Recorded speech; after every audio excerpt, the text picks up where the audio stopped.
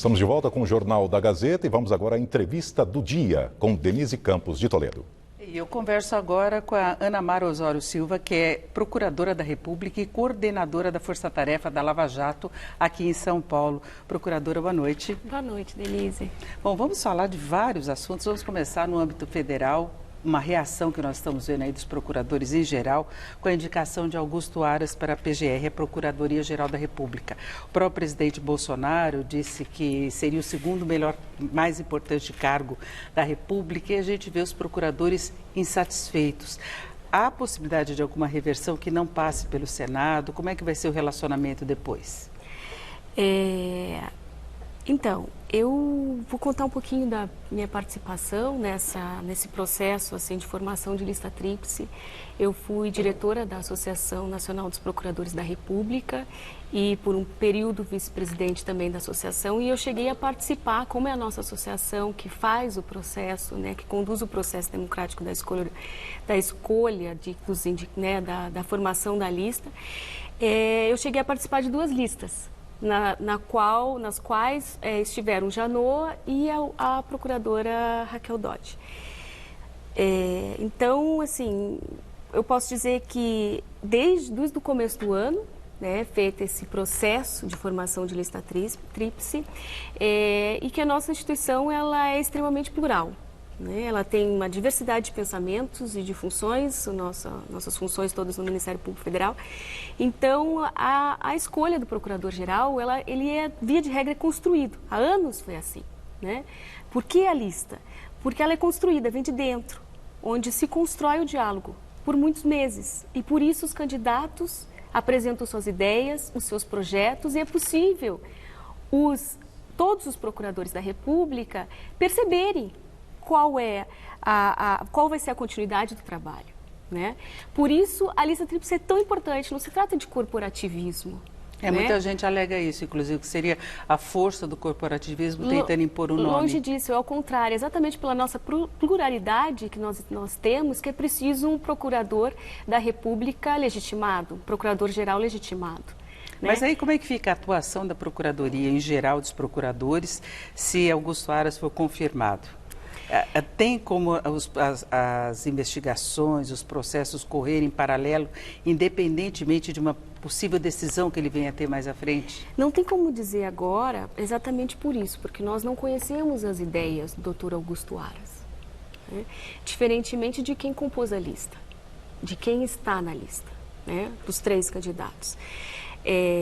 Então, nós não conhecemos as ideias do Dr. Augusto Aras, nós não sabemos o que ele pensa sobre o combate à corrupção. Ele já criticou métodos da Lava Jato. Exatamente. Então, isso surpreende. Surpreende quem está ali no trabalho diário. E um Procurador-Geral da República, a função dele, como você disse, é essencial. De tudo que nós vimos nos últimos anos, o Procurador-Geral da República tem que estar presente, muito presente. E tem que dialogar muito com a classe. Tem que ter essa afinidade de ideias. Então, alguém que vem de fora da lista já chega atrasado nesse processo de construção de diálogo. Chegou atrasado. E Augusto Aras, o nome dele, gerou uma série de discussões, de suspeitas mesmo, não é? Porque no passado ele teve uma proximidade com a cúpula do PT, Então se falava que isso iria contra a Lava Jato, até pelas críticas que ele fez. Ao mesmo tempo ele teve muitas reuniões com o presidente Bolsonaro e a gente sabe que existe uma situação pendente em relação às investigações do filho dele, o Flávio Bolsonaro. E o presidente, em várias ocasiões, disse que estaria escolhendo alguém que seja afinado com ele, alinhado em pensamento, e ele citava muito a questão de meio ambiente, por exemplo, ele falou que não queria ninguém xiita, Então, dá a impressão de um entendimento que não seria produtivo, O Ministério Público é independente, O Ministério Público, ele não é um ministério do governo. Ele tem que ser independente porque é uma função essencial à justiça. E é essa independência dele que tornou possível a Lava Jato. Então, que torna possível diversas outras ações, não só na área criminal. Então, é preciso nós entendermos que esse é exatamente esse papel do Ministério Público. Ele tem que estar distante o suficiente para que, com independência e livremente, consiga concretizar suas ideias. E quem pensa por exemplo, que a escolha, e aí não estou falando de quem foi o indicado, estou falando da vivência, né, no Ministério Público e da experiência. Por isso é importante entender, e por que não o corporativismo? Não é corporativismo. Importante entender que nenhum procurador-geral da República consegue ser procurador-geral da República apenas sendo chefe. Ele precisa ter a respeitabilidade dos colegas. Porque é muito diferente a nossa engrenagem de um ministério do governo. É muito diferente. A nossa engrenagem ela não funciona tanto assim na força da caneta. Agora, no caso de uma investigação em que haja uma posição diferente, por exemplo, das investigações, do processo encaminhado pelos procuradores, e a PGR tem uma posição diferente, isso iria depois para o Supremo? Ele não tem, ele teria poder de dar uma canetada e interromper determinada investigação? Teria. Teria? Teria. Ele pode fazer isso? Pode fazer. E aí veio uma preocupação, essa questão da independência das instituições, porque nós tivemos a decisão, por exemplo, do Dias Toffoli, que também foi muito mal recebida pela Procuradoria, de não permitir a utilização do COAF, das informações de Receita Federal em investigações que não tivessem autorização prévia da Justiça. Em muitos processos, eles pegavam indícios de irregularidades e levavam adiante. Aí o COAF, além dessa decisão, o COAF passou para o Banco Central com um outro nome, com outro tipo de gestão, né? Então, dá a impressão em algumas situações de ser uma operação casada. É uma coisa muito complicada quando você vê as instituições agindo de uma forma diferente daquela normal, da normalidade, não é? Essa decisão ela afetou não apenas as investigações de Colarinho Branco, né, contra o Colarinho Branco, mas ela afetou também vários outros crimes, de organizações criminosas, de crimes violentos, por exemplo, né? Então, tráfico de drogas, em que se descobria qual era a movimentação financeira, que o COAF informava a movimentação financeira entre os agentes criminosos, né? Então, ela afetou a Lava Jato, essa decisão afeta a Lava Jato, mas afeta também as investigações no Brasil inteiro. Diversas investigações. Bom, aí nós tivemos uma outra preocupação, que foi a lei de abuso de autoridade, que o presidente acabou vetando vários pontos. Trouxe alívio, como é que fica agora? Os pontos críticos são exatamente aqueles que impedem a atuação independente do Judiciário e do Ministério Público Federal, do Ministério Público, e que cerceia de alguma maneira as atividades da polícia também. E o projeto de lei, ele era repleto de artigos nesse sentido. Artigos que cerceiam a atividade independente das instituições. Os vetos ocorreram, foram, me parece, 36 vetos, na base de 108 dispositivos.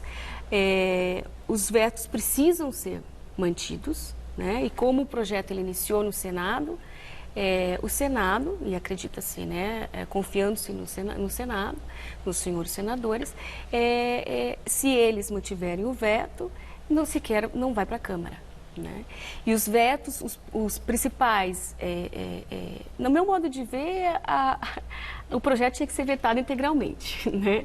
Por quê? E ser construído outro. Não estou dizendo aqui que não podemos coibir o abuso de autoridade. Tem que se coibir, mas não com esse texto de lei, que, na minha opinião, foi mal redigido, né? Mas agora fica uma situação mais tranquila se for mantidos os vetos. Sim, porque principalmente, precisam ser mantidos os vetos, porque principalmente sobre os crimes de hermenêutica, né, que nós chamamos. O que é isso? Por exemplo, tem um artigo que diz iniciar persecução criminal ou civil sem justa causa. Então, você inicia uma investigação sem justa causa. O que é justa causa? É um conceito aberto demais. Quando você inicia uma investigação, você tem uma suspeita e você tem que entender. Às vezes, não tem fundamento. Mas seria o caso do COAF também, não é? Que você tem um indício, você começa a investigar. Exatamente. E pode dar o resultado ou não. Você não começa uma investigação com o COAF e encerra a investigação no COAF. E o que é mais importante, via de regra, os informes do COAF, eles servem justamente para você subsidiar uma decisão judicial. Então, o COAF que agora é realizado um pedido de autorização judicial, né, para haver uma quebra bancária. Então, isso não falta, a autorização judicial existe. Bom, agora chama unidade de inteligência financeira. Muitos processos em São Paulo foram interrompidos por causa dessa decisão? Nós temos notícias que sim.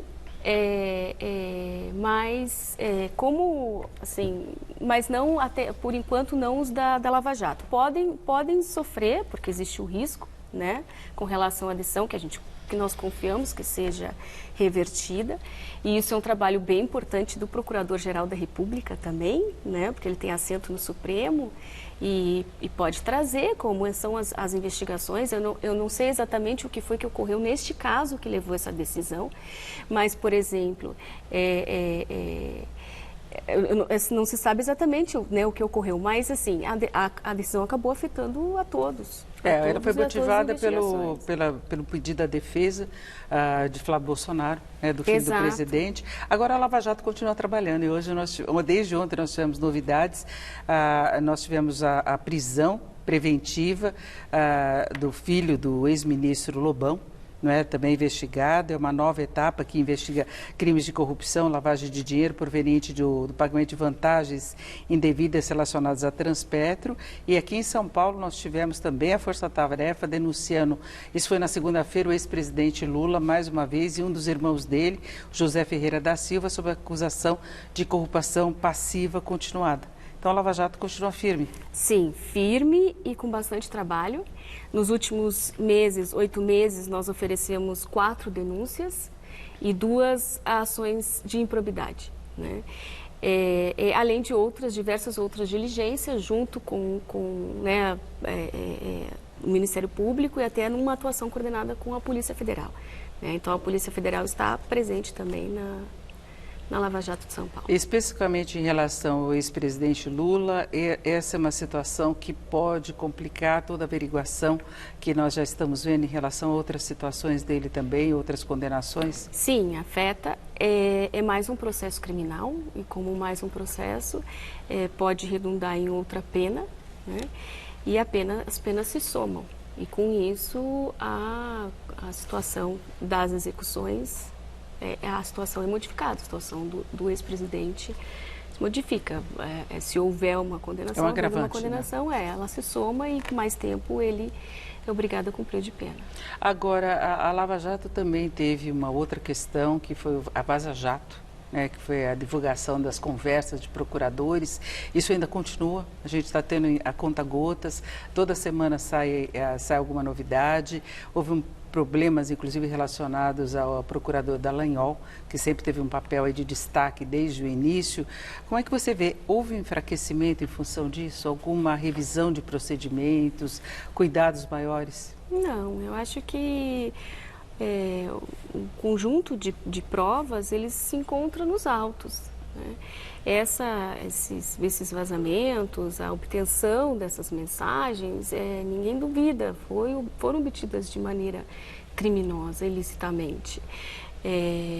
Então, assim, o que importa para a existência da Lava Jato, o que importa para sabermos como que a Lava Jato chegou até aqui, não só em Curitiba, como São Paulo, Rio de Janeiro, no Distrito Federal, na Procuradoria-Geral da República, com base num conjunto de provas dos autos. Então, veja, as mensagens, elas foram divulgadas, mas a Lava Jato é muito mais, né, do que isso. Ela atingiu vários países, mais de 30 países também. Investigações conjuntas, né? Inclusive países da América Latina, que também tinham envolvimento das empreiteiras, vários inclusive países, repetindo o mesmo tipo de irregularidade cometida aqui. Presidentes, né, em outros países também caíram, né, em função das investigações nesses locais. Então, assim, foram vários países, mais de 30, cooperações internacionais ativas e passivas, diversas, centenas delas, né? Bilhões foram recuperados, outros tantos bilhões está se prevendo recuperar. Então, ela tomou uma dimensão, uma proporção muito maior. Ainda muito tem grande. muita Lava Jato pela frente? Eu acredito que sim, acredito que sim. Que a operação de hoje foi número 65, nós estamos bem longe daquele início, muitos políticos ainda a serem envolvidos, né? Pois é. A investigação. Agora, não houve mudança de procedimento por causa da Vaza Jato, de Dias Toffoli, essa decisão em relação ao COAF, mantém o mesmo procedimento de investigação? Sim, da nossa parte nós mantivemos o mesmo procedimento, nossos pedidos que necessitam da justiça sempre foi, todos os pedidos de quebra sempre têm autorização judicial, então não houve mudança de procedimento não, ao contrário, a gente tem muito trabalho pela frente. Tá certo, eu conversei aqui com a Ana Mara Osório Silva, que é Procuradora da República, coordenadora da Força Tarefa da Lava Jato aqui em São Paulo. Procuradora, muito obrigada. Eu que agradeço, Denise, muito obrigada. Boa noite, Laerte.